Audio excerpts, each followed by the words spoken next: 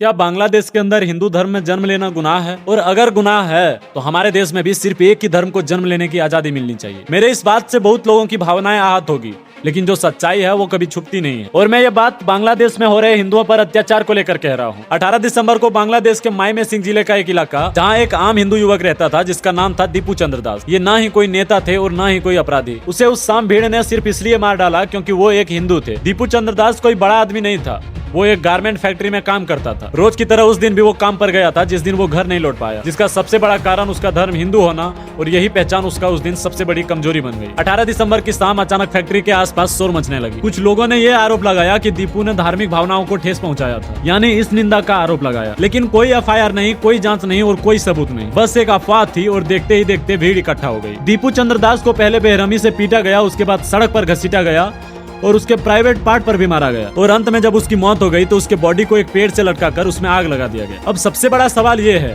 कि क्या दीपू ने सच में कुछ कहा था?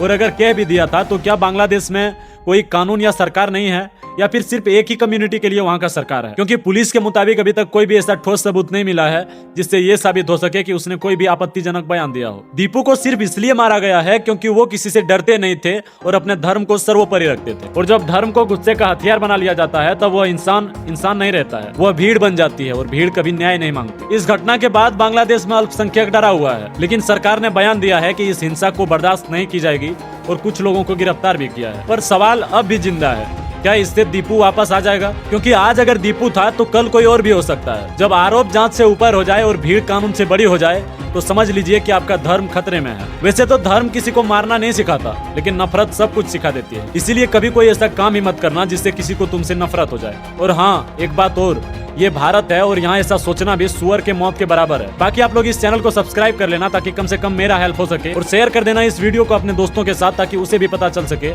कि बांग्लादेश में हो क्या रहा है।